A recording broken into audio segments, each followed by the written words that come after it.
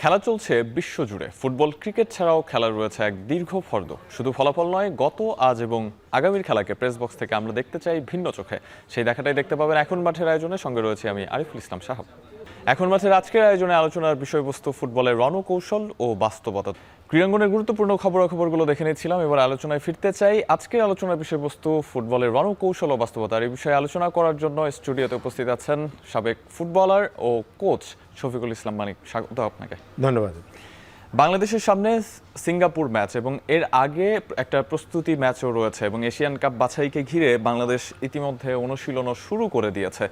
এরপরে সাফ অনূর্ধ্ব 20-র যে চ্যাম্পিয়নশিপের ম্যাচ, সেটা নিয়েও বাফুফের একটা ব্যস্ততা আছে। আমরা বাফুফে এবং অন্যান্য প্রসঙ্গগুলো নিয়ে কথা বলবো। তবে এশিয়ান কাপ যেহেতু সামনে, এশিয়ান কাপের শেষ ম্যাচটা নিয়ে বাংলাদেশের প্রস্তুতি কেমন হচ্ছে সেই প্রসঙ্গে আপনার কাছে আসবো। তবে আলোচনায় আসার আগে পয়েন্টস টেবিলটা একটু আরেকবার দেখে নিতে চাই। বাংলাদেশের জন্য খুব একটা সুখকর খবর নেই, যদিও আগে এশিয়ান কাপের সরাসরি টিকে যাওয়ার যে লড়াইটা, সেখান থেকে বাংলাদেশ বাদ পড়ে গেছে। তবে পয়েন্টস টেবিলে কিছুটা উন্নতি করার সুযোগ আছে।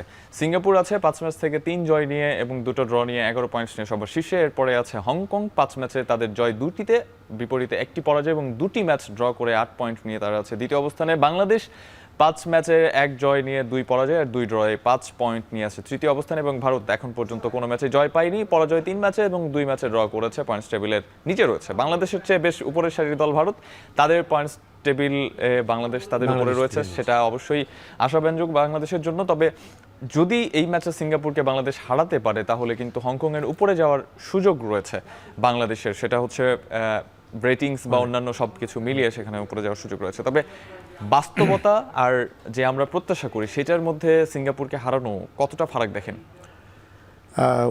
আমাদের আসলে আমাদের এইবারের কোয়ালিফাইং রাউন্ডটাতে আসলে আমাদের প্রথম থেকেই পিছিয়ে গেছি। সেটাতে প্রথম ম্যাচ ইন্ডিয়ার সাথে ছিল, তারপরে ছিল সিঙ্গাপুরের সাথে, তারপরে হংকংয়ের সাথে। আমরা কিন্তু ধীরে ধীরে ভালো খেলছিলাম, বাট প্রথম ম্যাচগুলো দুটিতেই কিন্তু আমরা ভালো রেজাল্ট করতে পারিনি। ইন্ডিয়ার সাথে আমাদের জেতা উচিত ছিল ইন্ডিয়ার মাঠে, সেটুকু আমরা পারিনি। সেখান থেকে কিন্তু আমরা পিছিয়ে গেছি প্রথমেই। তারপরে আমাদের নিজের মাঠে সিঙ্গাপুরকে হারানোর একটা সুযোগ ছিল, সেখানে আমরা 2-1 হেরে গেছি। আমাদের কৌশলের কারণে আমরা হেরেছিলাম ওই ম্যাচটি। তো আমার কাছে মনে হচ্ছে যে এখন যেটুক সুযোগ আছে, সম্মানের লড়াই, আমাদের দ্বিতীয় অবস্থানে যাওয়ারও সুযোগ আছে। এটা যে হাতছাড়া হয়ে গেছে তা না। তো আমরা চেষ্টা করবে খেলোয়াড়রা। তার ভিতরে যে জিনিসটা একটু অভাব দেখছি, যে আমাদের বেস্ট প্লেয়ার 2জন নাই, তপু বর্মন এবং রাকিব, যাদের অভাবটা দেখা যাবে মাঠে। কারণ এতদিন একসাথে খেলে আসছে, হঠাৎ করে 2টা বেস্ট 11 প্লেয়ার না থাকাটা খুব ভালো লক্ষণ না। তারপরে আমি মনে করি অ্যাওয়ে ম্যাচ যেহেতু, খুব সতর্কভাবে খেলবে এবং এই সতর্কতা কিভাবে খেলবে, জেতার জন্য খেলা উচিত। এবং সেই সতর্কতা যদি শুধু ডিফেন্সিভ হয় তা না, 1 পয়েন্টের খেলা হয় তা না, জেতার জন্য খেলতে হবে। আমাদের টিমটা মোটিভেটেড এখনও আছে, তারা ভালো অবস্থান, যদিও কোয়ালিফাই করতে পারার সুযোগটা খুব কম কেন, তো সেখানে যদি 8 পয়েন্ট নিয়ে দ্বিতীয় স্থানে থাকতে পারে, তাহলে আমাদের সম্মানজনক অবস্থান থাকবে। তবে 2টি অবস্থান আছে। আবার এদিকে যদি আমরা আবার পিছিয়ে চলে আসি, আবার হেরে যাই, তাহলে আমাদের অবস্থান কিন্তু খারাপ অবস্থা হবে। তৃতীয় অবস্থান ধরে রাখলে মিনিমাম ড্র করতে হবে। ডেফিনেটলি অধিনায়ক জামাল ভুঁইয়াও একই কথা বলেছেন যে তারা পয়েন্টস টেবিলে 2-এ যেতে চায়, অর্থাৎ 3 নম্বর অবস্থান থেকে একটু উন্নতি চায় বাংলাদেশ, এবং সেটার জন্য ডেফিনেটলি সিঙ্গাপুরকে হারাতে হবে। তবে সিঙ্গাপুর ম্যাচের প্রস্তুতি হিসেবে এই যে ভিয়েতনামকে বেছে নেওয়া, ভিয়েতনামের বর্তমান র্যাঙ্কিং 108 ফিফার র্যাঙ্কিংয়ে, বাংলাদেশের 180, সিঙ্গাপুরের 161-62 এই জায়গায় অবস্থান করছে সিঙ্গাপুর। তবে সিঙ্গাপুরের ম্যাচের জন্য ভিয়েতনামের বিপক্ষে ম্যাচ খেলা, এটা বাংলাদেশকে আত্মবিশ্বাস যোগাবে নাকি উল্টো চাপে ফেলে দিবে? না, ভালো টিমের সাথে খেলাটা আত্মবিশ্বাস নষ্ট হয় না। কারণ ভালো টিমের সাথে খেলতে গেলে অনেক পরিশ্রম করতে হয়, কৌশলগুলোকে কাজে লাগাতে হয়। কৌশলটা যেটা কার্যকরী কৌশল হবে কিনা, দুটি কিন্তু অ্যাওয়ে ম্যাচ, ভিয়েতনামের সাথেও অ্যাওয়ে ম্যাচ খেলবে এবং সিঙ্গাপুরের সাথেও অ্যাওয়ে ম্যাচ খেলবে। তো যেহেতু 2টা অ্যাওয়ে ম্যাচ, ভিয়েতনামের ম্যাচটা আমার মনে হয় যে গুরুত্বপূর্ণ। কারণ এই ফ্রেন্ডলি ম্যাচটা যদি একটু ভালো করতে পারে, যেহেতু ফ্রেন্ডলি ম্যাচ, এখানে কোনো পয়েন্ট নাই, তবে এখানে আত্মবিশ্বাসটাই বেশি হবে বলে আমি বিশ্বাস করি। হামজা চৌধুরী এখন পর্যন্ত অনুশীলনে জয়েন করেননি। গতকাল ইনফ্যাক্ট বাংলাদেশ জাতীয় দলের অনুশীলন শুরু হয়ে গেছে কিংস অ্যারেনায়। হামজা চৌধুরী এখনো জয়েন করেনি। আমরা ম্যাচগুলোতে দেখেছি যে হামজা চৌধুরীর সাথে অন্যদের ফারাকটা আসলে কতখানি, এবং এই যে কম্বিনেশন, বোঝাপড়ার যে অভাবটা, সেটা কিন্তু স্পষ্টভাবে ফুটে উঠেছে মাঠে। হামজা চৌধুরীকে অনুশীলনে শুরু থেকে না পাওয়ায় সেই যেই কমিউনিকেশন গ্যাপ, বোঝাপড়ার যে অভাবটা, সেটা কি আরও বাড়ার শঙ্কা আছে কিনা? না, হামজা অলরেডি 5-6টি ম্যাচ খেলে ফেলেছে, তো সেখানে আমার কাছে মনে হয় নাই যে আমি হামজার কথা বলছি না, দেশীয় যে সব না, প্লেয়ার আছে দেশীয় সাথে হামজার সাথে যেই কমিউনিকেশন গ্যাপের কথা বলছেন, সেখানে আমার মনে হয় না হামজার সাথে খুব বেশি গ্যাপ হবে, কারণ হামজা অলরেডি ফ্রেন্ডলি মনোভাব নিয়ে তাদের সাথে মিশে গেছে। তো সেইখানে আমাদের লোকাল খেলোয়াড় যারা আছে তার সাথে কিন্তু বাংলায় কথা বলে, তার সাথে ওই দূরত্বটা নাই, এবং সে অত্যন্ত ফ্রেন্ডলি, ফ্যামিলিয়ার।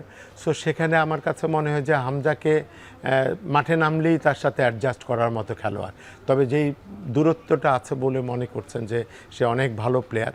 ফুটবলে কিন্তু বিদেশি প্লেয়ার তো আমাদের লোকাল লিগে খেলে, ভালো ভালো খেলোয়াড়রাও খেলে গেছে। তো আমার মনে হয় যে আমাদের খেলোয়াড়রা অ্যাডজাস্টের ক্ষেত্রে খুব বেশি পিছিয়ে আছে বলে আমার কাছে মনে হয়নি।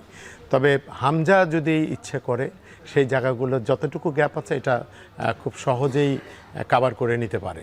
আমরা সেটাই প্রত্যাশা করব। তবে আপনাকে যেহেতু পেয়েছি, বাংলাদেশ 5টা ম্যাচ ইতিমধ্যে খেলে ফেলেছে এবং সেই ম্যাচগুলোতে আমরা দেখেছি যে বেস্ট 11 বাছাই করা নিয়ে, নির্বাচন করা নিয়ে বেশ সমালোচনা আলোচনা ছিল।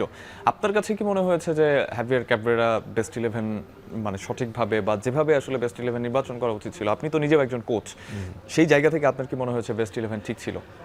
না, বিভিন্ন সময় বিভিন্ন কৌশল নিয়েছে সে, সেই কৌশল অনুযায়ী অনেক সময় কাউকে বাদ দিতে হয়েছে, কাউকে রাখতে হয়েছে।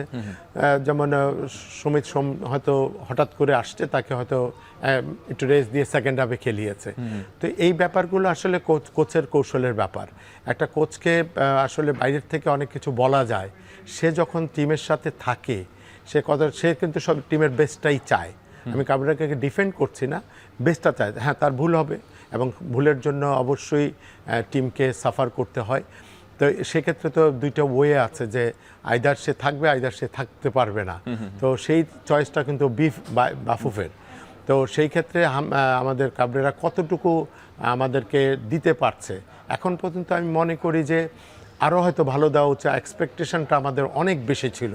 আমাদের যেহেতু হামজা এসছে, সুমিত সোম আসছে, এই ধরনের খেলোয়াড়রা যখন টিমের সাথে আসছে, তখন দেখা গেল যে দর্শকের মাঝে একটা ভালো সাড়া পড়েছে এবং তাদের এক্সপেকটেশনের লেভেলটা অনেক উপরে চলে গিয়েছিল। সেখানে হয়তো কোচের যে রেজাল্টের সাথে মানায় নাই। তবে আমি আরেকটি জিনিস বলতে পারি যে আমাদের ফুটবলকে কিন্তু সাপোর্টাররা গ্রহণ করেছে, যেই ফুটবলটা তারা খেলছে মাঠে। তো একটা কোচই তো আবার ওই খেলাটা খেলাচ্ছে, একদিকে রেজাল্ট দিতে পারেনি কিন্তু আবার ভালো ফুটবল খেলছে। এখন বিবেচনার বিষয় হচ্ছে যে রেজাল্ট ওরিয়েন্টেড হব আমি, না ভালো খেলায় টিমকে গ্রহণ করব। তো এখন এটা দর্শক কোনটা চায় সেটা তাদের ব্যাপার। বলেছেন। তবে একই সঙ্গে হ্যাভিয়ার ক্যাবরেরার হাতে যে অ্যাসেট আছে এই মুহূর্তে, সেটা বাংলাদেশের নিকট অতীতে ছিল কিনা সেটা নিয়েও প্রশ্ন ডেফিনেটলি থাকবে। সেটা নিয়ে অবশ্যই আপনার কাছে আসবো। তবে দর্শক, একটা বিরতির সময় হচ্ছে, ফিরছি একটু পরে। বিরতির আগে যেটা বলছিলাম যে বাংলাদেশের নিকট অতীতে হামজা চৌধুরী, কাসপার হক কিংবা কিউবা মিচেল অথবা যদি সমিত সোমের কথা বলি, এই ধরনের প্রবাসী ফুটবলাররা কিন্তু রেকর্ড অতীতে ছিলেন না শেষ 10-12 বছরে বা 15 বছরের কথা যদি বলি। এই যে এই সময়ে এর আগে জেমিডে কোচ হিসেবে ছিলেন, পরবর্তীতে হ্যাভিয়ার ক্যাবরেরা আসলেন। হ্যাভিয়ার ক্যাবরেরার এখন যে অ্যাসেট রয়েছে সেটার প্রপার ইউটিলাইজ তিনি করতে পারছেন কিনা? কারণ ওই যে আপনি এক্সপেকটেশনের যে কথাটা বললেন, সেই এক্সপেকটেশনের পারত্ব এখন তুঙ্গে, সেটা আসলে ফল করছে না বিধায়ী কিন্তু হ্যাভিয়ার ক্যাবরেরাকে নিয়ে অনেক কথাবার্তা হচ্ছে। এবং বেস্ট 11 বা পরবর্তীতে তিনি যে প্লেয়ার বদলি করছেন, সেটাও আসলে নিয়ে নানান ধরনের নানান প্রশ্ন রয়েছে। আপনি আসলে এটাকে কিভাবে ব্যাখ্যা করেন? না, আমার কাছে দুই এক জায়গায় তো খুবই লেগেছে যে সে প্রপার ওয়েতে হয়তো ইউটিলাইজ করতে পারছে না, এটা আমার কাছে কিছু সময় মনে হয়েছে। যেমন সিঙ্গাপুরের ম্যাচেই তো আমরা যখন গোল শোধ করলাম একটি গোল, 2-1 যখন হারছি, তখন রাকিবকে রাইট ব্যাকে নিয়ে গেলেন। তো এই ফিলোসফিটা আমার কাছে কোনোভাবে গ্রহণযোগ্য মনে হয়নি, যে গোল গেটার, যে আমার স্ট্রাইকিংয়ে সবচেয়ে বেস্ট পারফর্ম করছে ওই সময়, তাকে আমি 2-1 হওয়ার পরে আমি তাকে রাইট ব্যাকে নিয়ে গেলাম। এটার কোনো আমি বুঝতে পারিনি। ব্যাখ্যা নেই। তো এই ব্যাখ্যাটা আমি দিতেও পারবো না, কারণ এই ধরনের কাজ তো আসলে সচরাচর হওয়ার কথা নয়, বরং আরও অ্যাটাকিং হবে, মোর অ্যাটাকিং, আমরা 2-2 গোলে ড্র করবো, 3-2-তে জিতবো, এই ধরনের, এবং সেই অপরচুনিটিগুলোও আসছিল। তো রাকিবকে যখন নিয়ে গেছে তখন তো আমি ডিফেন্সে আমি তাকে কাজে লাগাচ্ছি। তো এই সব কিছু বিষয় তাকে আমার কাছে হতাশ মনে হয়েছে। আরেকটি মনে হয়েছে যে অ্যাওয়ে ম্যাচে যখন ইন্ডিয়ার সাথে আমরা যখন খেলি, তখন দেখা গেছে যে হামজাকে আমরা যখন ইউজ করছে, হামজা তখন নতুন ফার্স্ট ম্যাচ তার, তো সে হয়তো অনেক কিছুতে সুযোগ করে নিচ্ছে, যে ফ্রি কিকে যাচ্ছে, কর্নার কিকে যাচ্ছে, কিন্তু তাকে কোথায় আমার কাজে লাগাতে হবে এই জিনিসটা আগে থেকেই আমার প্ল্যান ছিল না। তো এই জায়গাতে আমার মনে হয় যে ওইটা গ্যাপ ছিল। যেমন হামজাকে কর্নার কিক করতে গিয়েছে, অথচ হামজাকে যদি তো ওই দিন হেড করার জন্য নিয়ে যেত, তাহলে ইন্ডিয়ান প্লেয়াররা দেখা গেল টানাটানি করে পেনাল্টিও দিয়ে দিত। তো এইসব যে আমার আগে থেকে প্ল্যান করা, এইগুলো হয়তো করতে পারে নাই, যার জন্য আমার কাছে মনে হয় যে হাভিয়ার কাবরেরা এই ক্ষেত্রে কিছুটা সমালোচনার পড়তে হচ্ছে। এবং টিম প্লেয়াররা ভালো খেলছে, সেটা তার প্লাস পয়েন্ট, আবার একই সাথে রেজাল্ট পাচ্ছে না, এটা তার বিপক্ষে যাচ্ছে। তো এখন দুইটার ব্যাপারে ফেডারেশনই নির্ধারণ করবে তাকে কি কন্টিনিউ করবে না তাকে রাখবে। ফেডারেশন কি আপনার এখন খুব পেশাদার মনে হয় কিনা? বাফুফে কি আগের চেয়ে অনেক বেশি পেশাদার হয়েছে, বা ক্লাবগুলোর কথাও যদি বলি একই সঙ্গে? আমার কাছে কেন জানি মনে হয় যে যারা কর্মকর্তা হয়েছেন বাফুফে কেন্দ্রিক তারা না, বাফুফেকে ফোকাসটা ওইভাবে তারা করতে পারে বলে আমার মনে হয় না। বাফুফে একটা অফিস, আপনি যদি কর্মকর্তা হন আপনার এই অফিসে আসতে হবে, হ্যাঁ আসতে হবে, এবং আপনার কার্যকারিতা মানে ফলো আপগুলো আপনার সেক্রেটারি যারা আছেন সেক্রেটারিয়েট তাদের কিভাবে করছে তাদের দেখাশোনা করা উচিত। এখন কি কাইন্ড অফ ফ্রিল্যান্সিং টাইপের কাজ? হ্যাঁ, এখন দেখা গেল দূর থেকে আসে, জানি মিটিং হলে আসি, বাট এইটা কিন্তু আমাদের ফুটবলের কালচার হতে পারে না। আমরা যেখানে চলে গেছি, এই যে এখন একটা ফ্লো আছে, এই ফ্লোটাকে কাজে লাগানোর জন্য কর্মকর্তাদের প্রায়ই ফেডারেশনে আসতে হবে, তাদের বসতে হবে, তাদের যেমন আমি যদি মনে করি যে বর্তমান প্রধানমন্ত্রী যেভাবে কাজ শুরু করেছেন, আমাদের ফুটবলে কিন্তু এই ধরনের কাজ শুরু করা উচিত। ক্রীড়ামন্ত্রী যেভাবে কাজ শুরু করেছে, এভাবে কাজগুলো শুরু করলে আমরা হয়তো আমাদের যে ল্যাকিংস আছে এগুলো হয়তো কভার করে সামনের দিকে এগিয়ে যাওয়াটা খুব সহজ হতো, কিন্তু এই জায়গাটা আমার কাছে মনে হয়েছে অনেক গ্যাপ আছে। আপনি ল্যাকিংসের কথা বলছেন তখন গতকাল একটা এরকম খবর যে ব্রাদার্স ইউনিয়নে ছেড়ে ইংল্যান্ডে আবার পাড়ি জমাচ্ছেন ক্যাসপার হক। এটার কারণ হচ্ছে গেম টাইম তিনি পাচ্ছেন না। এর আগে আমরা কিউবা মিচেলকে দেখেছি, চুক্তির টাকা ঠিকঠাক মতো না পাওয়ার কারণে তিনি চলে যাওয়ার একটা গুঞ্জন ছিল, পরবর্তীতে তিনি চলে গিয়েছেন। বিদেশি প্লেয়াররা এই যে বাংলাদেশের ক্লাবে, কিংবা তারিক কাজী তিনিও বসুন্ধরা ছেড়েছেন, বিদেশি প্লেয়ারদেরকে ক্লাবে কি আসলে সঠিকভাবে আমরা তাদের সাথে নেগোশিয়েট করতে পারছি? বাফুফের এদিকে কিছু করার আছে কিনা? বিদেশি খেলোয়াড়রা খেললে তো আমাদের দেশের ফুটবলারদের মান উন্নয়নই হবে, প্রতিযোগিতাটা বাড়বে, তারা আরও পারফরমেন্সের ক্ষুধাটা বাড়বে। ওয়েল, আমার কাছে আমি প্রবাসীদের অবশ্যই স্বাগত জানাই, এবং তারা যত বেশি আসবে তত বেশি আমার লোকাল প্লেয়াররা চ্যালেঞ্জে পড়বে। এই চ্যালেঞ্জটা আমাদের দরকার আছে, but up to the mark না হলে অনেক সময় দেখা যায় যে আমরা শুধু বিদেশি বললেই মনে করি যে ওই জামাটা খুব সুন্দর, খুব টিকসই, সব কিছু এরকম মনে করি। আসলে সেটাও নাও হতে পারে, কিন্তু আসল জায়গায় যখন চ্যালেঞ্জের মুখোমুখি হবে তখন আমার লোকাল প্লেয়ারটা যদি তার চেয়ে বেটার খেলে, আমি ডেফিনেটলি লোকাল প্লেয়ারকেও অ্যাডভান্টেজ দিতে হবে আমাকে ডিপ্রাইভ করা ঠিক হবে না।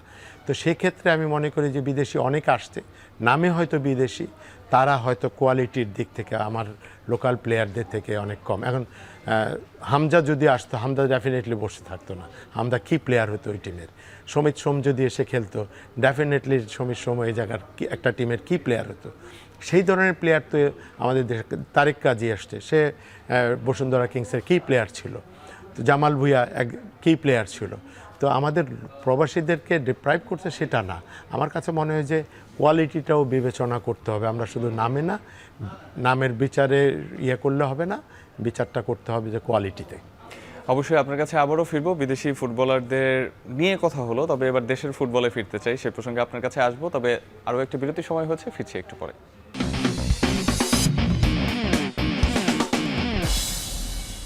বিরতির পর ফিরলাম আরও একবার, দেখছেন এখন মাঠে।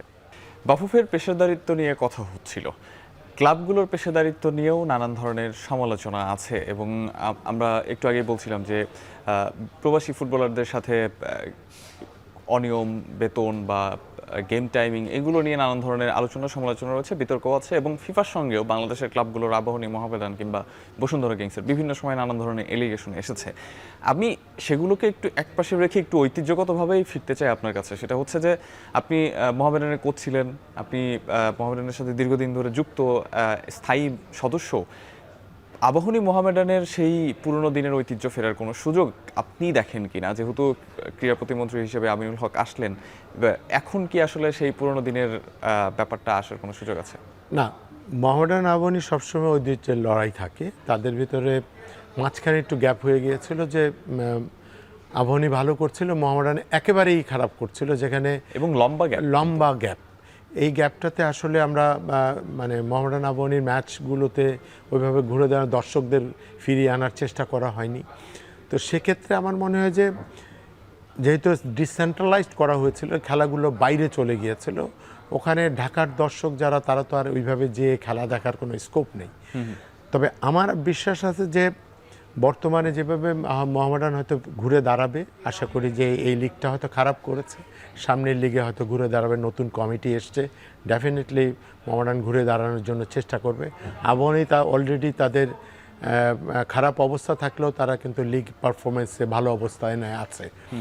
তো মোহামেডান আবাহনী ছাড়া আসলে দর্শকদের যে চাহিদাটা, অবশ্যই বসুন্ধরাকে রেসপেক্ট করতে হবে যে হ্যাঁ, একসময় ছিল মুক্তিযোদ্ধা, আমি মুক্তিযোদ্ধার কোচ ছিলাম, আমি 12 বছর মুক্তিযোদ্ধার কোচিং করিয়েছি, বাট মোর সাপোর্টার তৈরি করতে পারছি না, নিজস্ব সাপোর্টার যেটাকে বলে সেটা তৈরি করতে পারি না, যেটা মোহামেডান আবাহনীর আছে। তো সেক্ষেত্রে আমি মনে করি বসুন্ধরাও থাকবে, ব্রাদার্স ইউনিয়ন থাকবে, এই টিমগুলো থাকবে, কিন্তু মোহামেডান আবাহনীর পাশাপাশি থাকবে। মোহামেডান আবাহনী সবসময় চ্যাম্পিয়ন হবে তা বলি না, সেখানে বসুন্ধরা চ্যাম্পিয়ন হবে, মোহামেডান আবাহনী চ্যাম্পিয়ন হবে। এই যে ত্রিমুখী চতুর্মুখী লড়াইগুলো হবে, সেটাই হবে যে আসল ফুটবলের যুদ্ধ। সেই যুদ্ধটা আমরা করতে পারছি না ডিউ টু আরেকটি কারণ, আমরা যে জাতীয় স্টেডিয়ামটি আছে সেটা কিন্তু আমরা কয়েক বছর ব্যবহার করতে পারছি না, এবং দর্শক যখন ছিল না তখন ব্যবহার করতে দিয়েছে, দর্শক সেভাবে আসেনি। সুপার কাপ একবার হয়েছিল, আর 2বার হয়েছিল, তখন দেখা গেল দর্শক মাঠে এসছে। মোহামেডান আবাহনী কিন্তু দর্শক আছে, এখনও ঢাকায় দর্শক আছে অনেক। যদি ভালো খেলা হয়, দর্শক টানার সেই সুযোগগুলো আসে, যেমন জাতীয় দল টানছে এখন হামজা চৌধুরীর কারণে। ইন্ডিভিজুয়াল প্লেয়াররা যদি তৈরি হয়ে যায়, ডেফিনেটলি দর্শক মাঠে আসবে, মোহামেডান আবাহনী খেলা দেখবেন, তখন তাদের ঐতিহ্য ফিরে হবে। তবে জাতীয় স্টেডিয়ামে খেলাটা ফিরিয়ে আনতে হবে বলে আমি মনে করি। মোহামেডান আবাহনীর কিছু ম্যাচ জাতীয় স্টেডিয়ামে হতে হবে। বাংলাদেশ জাতীয় দল এই জাতীয় স্টেডিয়াম থেকে যখন খেলা শুরু করলো, সেই সময় হামজা চৌধুরী আসলেন, এই সময়টাই বাংলাদেশ ফুটবলের জনপ্রিয়তা কয়েক ধাপ বেড়ে গিয়েছে। হামজা চৌধুরীরা আসার পরে বাংলাদেশের ফুটবলের যে চিত্রটা পাল্টেছে, আমরা কিন্তু ঘরোয়া ফুটবলে সেই চিত্রটা ওইভাবে দেখতে পাচ্ছি না। এটা কি আসলে ক্লাবগুলোর ব্যর্থতা মনে করেন, নাকি প্লেয়াররাই আসলে আপনাদের সময়ের তুলনায় খুব বেশি পারদর্শী না? না, আমার কাছে মনে হয়েছে যে আপনি এবারের যদি লিগটা দেখেন, ফেডারেশন কাপটা দেখেন, কখন খেলা হচ্ছে না আপনি নিজেও বোধহয় জানেন না ঠিক মতো, অনেক সার্চ করে টোরে হয়তো বের করতে পারবেন।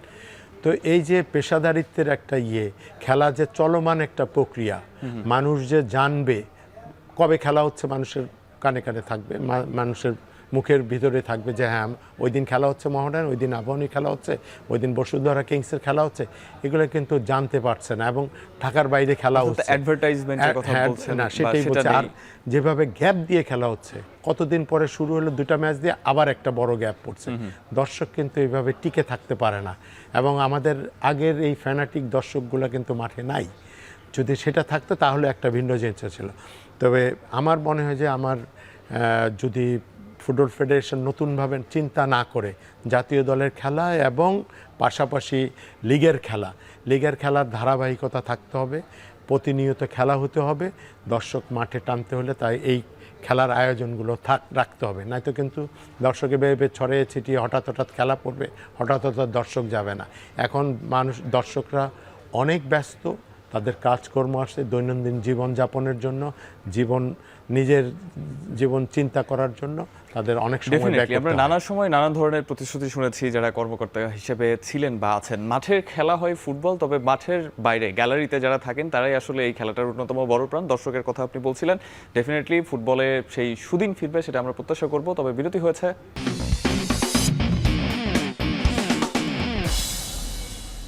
বিরতির পর ফিরলাম আরও একবার। দেখছেন এখন মাঠে। আজকে আলোচনা করছিলাম ফুটবলের রণকৌশল ও বাস্তবতা নিয়ে, আর আলোচনার জন্য আমাদের সঙ্গে আছেন সাবেক ফুটবলার ও কোচ শফিকুল ইসলাম মানিক।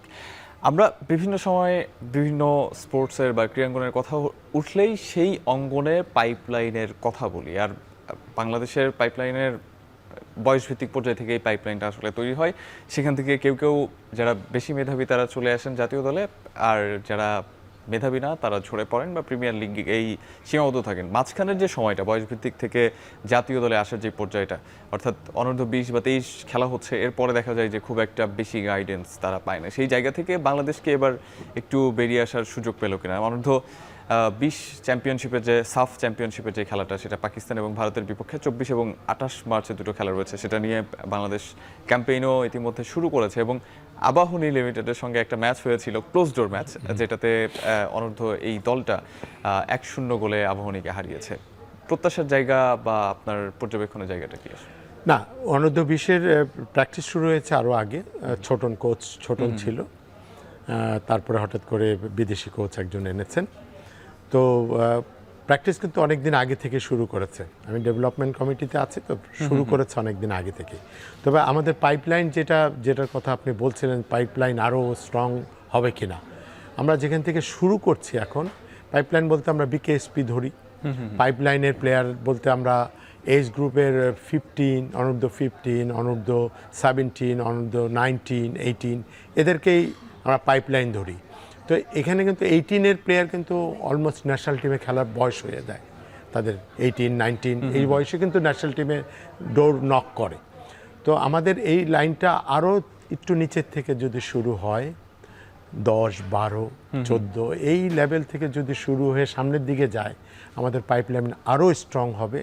সাথে সাথে আমি প্রবাসীদেরও, যারা আমাদের রক্তের সম্পর্ক আছে, যাদেরকে আমরা ব্লাড কানেক্টেড, তাদেরকে আমরা কখনো ফেলে দিতে পারবো না। তারা এই চ্যালেঞ্জটাতে, তারা বাইরে মানুষ হবে কিন্তু খেলবে। এবং অনেক পৃথিবীতে অনেক দেশ আছে যারা ন্যাশনালিটি দিয়ে তাদেরকে খেলানো হয়। মার্ক রক্সকে নিয়ে আসা হয়েছে, কি মনে হয় তার আন্ডারে বাংলাদেশ কেমন করবে, বা ভবিষ্যতে তাকে রেখে দেওয়ার কোনো চিন্তা ভাবনা করতে পারে কিনা? 1 মাসের জন্য সে একটা চুক্তি করেছে। আমার মনে হয় যে এটা দীর্ঘমেয়াদীও হওয়া স্বাভাবিক, রেজাল্টের উপর নির্ভর করবে এবং তার কাজকর্ম নিশ্চয়ই কাজ থেকে যারা আছেন তারা দেখছেন, তো তারও ভালো লাগতে হবে, ফেডারেশনেও ভালো লাগতে, তারপরে তো এটা কন্টিনিউ করবে। দেখা যাক প্রথম অ্যাসাইনমেন্টটা তার কেমন হয়, যে সাফ অনূর্ধ্ব আন্ডার 20-তে তার রেজাল্টটা কেমন হয়, পাকিস্তানের সাথে সে কেমন করে, ইন্ডিয়ার সাথে সে কেমন করে, তারপরে আমরা রেজাল্টটা পাবো। ছোট্ট করে একটা জিনিস জানবার আছে, সেটা হচ্ছে নতুন ক্রীড়া প্রতিমন্ত্রী হয়েছেন আমিনুল হক, আপনার সান্নিধ্যেও খেলেছেন।